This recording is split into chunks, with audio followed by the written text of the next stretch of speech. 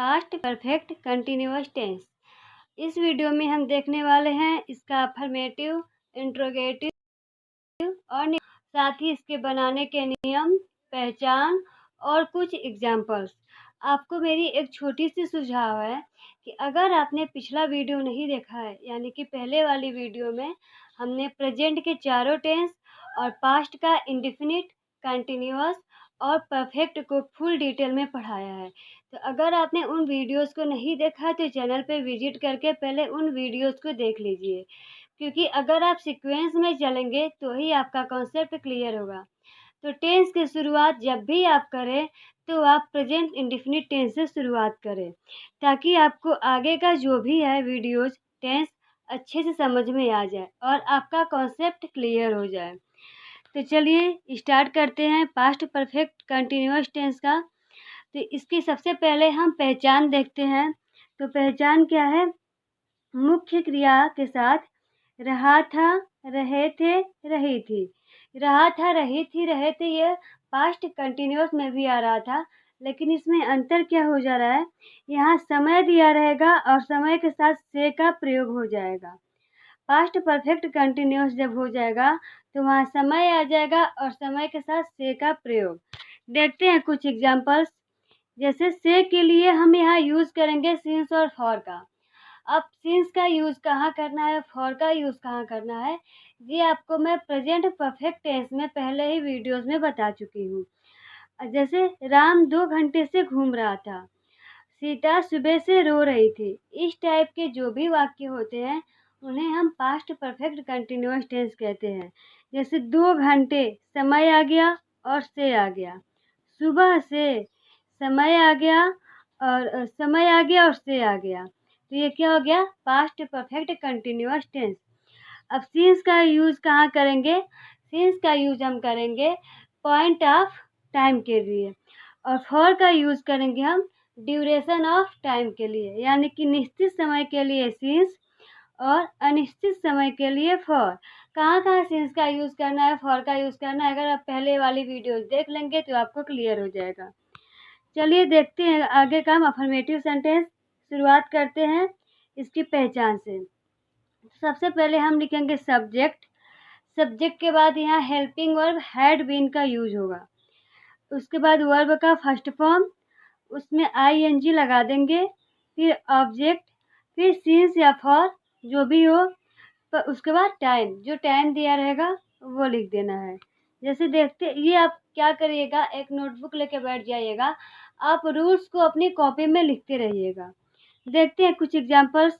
जैसे राम घूम रहा था, तो राम घूम रहा था, और अगला क्या है? राम 2 घंटे से घूम रहा था। तो राम घूम रहा था, ये तो आपको पता है, ये कंटिन्यूअस हो गया। आप उसको सिंपली बना देंगे राम वॉज वॉकिंग। आपने पढ़ा है पहले वाली वीडियो में। अब राम 2 घंटे से घूम रहा था, तो इसमें 2 घंटे समय आ गया और से आ गया। तो ये हो गया हमारा पास्ट परफेक्ट कंटिन्यूअस टेंस। तो इसको बनाने के लिए सबसे पहले हम लिखेंगे सब्जेक्ट, यानी कि राम। राम के बाद हेल्पिंग वर्ब हैड बीन का यूज़ करेंगे हम। तो हैड बीन, फिर वर्ब, वर्ब में आईएनजी। तो वर्ब क्या है? घूमना। घूमने की मीनिंग हो गई वॉक। वॉक में हम आईएनजी लगा देंगे तो हो जाएगा वॉकिंग। वॉकिंग। उसके बाद हम यहाँ यूज़ करेंगे फॉर का, फॉर 2 आवर्स, क्योंकि 2 घंटे ये अनिश्चित समय है। और मैं बता चुकी हूँ, एक बार आपसे फिर मैं रिपीट कर दे रही हूँ कि आप जाके उन वीडियोस को देख लीजिएगा, ताकि आपको समझ में आ जाए कि फॉर और सिंस का यूज़ कहाँ करना है। अब जैसे मैं सुबह से खेल रहा था, तो मैं, तो आई हो गया सब्जेक्ट सबसे पहले। उसके बाद हेल्पिंग वर्ब हैड बीन का यूज़ करेंगे, फिर वर्ब में आईएनजी लगा देंगे। वर्ब क्या है? खेलना। खेलने की मीनिंग हो गई प्ले। प्ले में आईएनजी लगा देंगे, हो जाएगा प्लेइंग, प्लेइंग। उसके बाद हम यहाँ सिंस का यूज़ करेंगे, सिंस, और ऑब्जेक्ट क्या है? सुबह। तो सुबह हो गया, यानी कि मॉर्निंग, तो हो जाएगा मॉर्निंग। तो I had been playing since morning. अब हम देखेंगे नेगेटिव सेंटेंस, यानी कि नकारात्मक वाक्य, जिसमें नहीं का प्रयोग हुआ रहता है, उसे हम नकारात्मक वाक्य कहते हैं।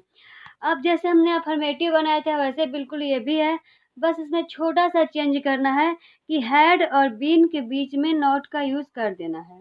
जैसे सब्जेक्ट के बाद हैड नॉट बीन के बाद वर्ब में आईएनजी, देन ऑब्जेक्ट, उसके बाद सिंस या फॉर का यूज़ करना है। अगर पॉइंट ऑफ टाइम है तो सिंस और ड्यूरेशन ऑफ टाइम है तो फॉर, उसके बाद जो समय दिया रहेगा वो। देखिए कुछ एग्जांपल्स। राम 2 घंटे से नहीं घूम रहा था। सबसे पहले हम लिखेंगे सब्जेक्ट हो गया राम। राम के बाद हैड नॉट बीन लगा देंगे हम।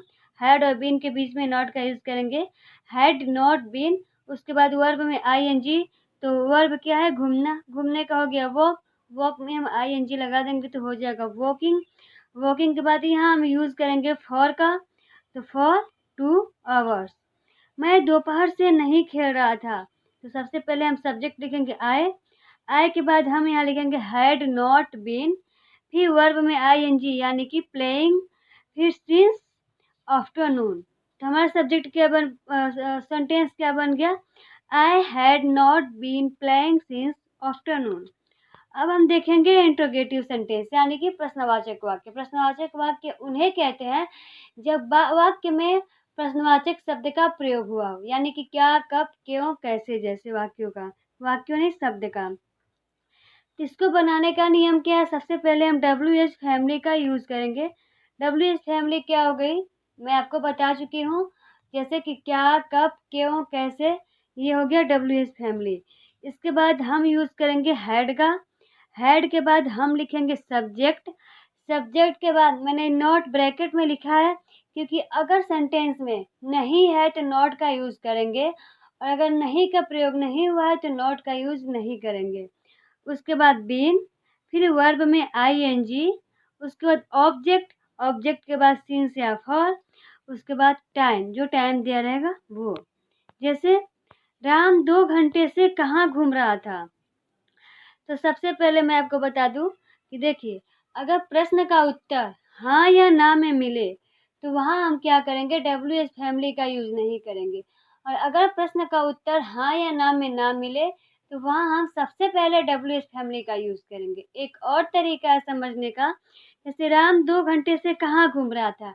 अगर प्रश्नवाचक शब्द वाक्य के बीच में आ जाए वाक्य के बीच में आ जाए तो वहाँ हम सबसे पहले प्रश्नवाचक शब्द का जो मीनिंग होता है सबसे पहले हम लिखेंगे। और अगर प्रश्नवाचक शब्द वाक्य के स्टार्टिंग में यानी कि सबसे पहले आ जाए तो वहाँ हम प्रश्नवाचक शब्द का जो मीनिंग होता है वो नहीं लिखेंगे। तो यहाँ जैसे है राम 2 घंटे से कहाँ घूम रहा था, तो कहाँ आ गया? बीच में आ गया। सबसे पहले हम कहाँ की मीनिंग लिखेंगे? कहाँ की मीनिंग हो गई वेयर के बाद हम हैड लिखेंगे। हैड के बाद हो गया सब्जेक्ट क्या है? राम के बाद हम यूज़ करेंगे बीन का, यानी कि सब्जेक्ट के बाद बीन। जैसे वेयर हैड राम बीन। उसके बाद वर्ब में आईएनजी, वर्ब क्या है? घूमने की मीनिंग हो गई वॉक में हम लगा देंगे आईएनजी तो हो जाएगा वॉकिंग। फिर यहाँ हम लिखेंगे फॉर 2 आवर्स। तो सेंटेंस क्या बन गया? Where Ram had been walking for 2 hours. वो कब से खेल रहा था। तो सबसे पहले हम यहाँ जैसे कब से आ गया बीच में प्रश्नवाचक शब्द। सबसे पहले हम कब से का मीनिंग लिखेंगे, यानी कि इन जब कब से एक साथ ही लग के आ गया तो यहाँ हम लिखेंगे सिंस व्हेन। फिर उसके बाद हम यूज़ करेंगे हैड का। फिर सब्जेक्ट हो गया ही। उसके बाद सब्जेक्ट के बाद बीन के बाद वर्ब में आईएनजी तो हो जाएगा प्लेइंग। तो सेंटेंस क्या बन गया? Since when had he been playing. तो ये रहा आपका past perfect continuous tense. I hope videos पसंद आई होगी आप लोगों को। अगर वीडियो पसंद नहीं आई होगी तो मेरा सुझाव है कि आप उसको एक बार दोबारा देखें, और वीडियो पसंद आई हो तो वीडियो को लाइक करें, चैनल को सब्सक्राइब करें, और अगर आपको कोई भी कन्फ्यूजन हो तो आप कमेंट बॉक्स में ज़रूर पूछें। मिलते हैं फिर अगले वीडियो में फ्यूचर टेंस के साथ। तब तक के लिए bye bye, take care, thank you for watching.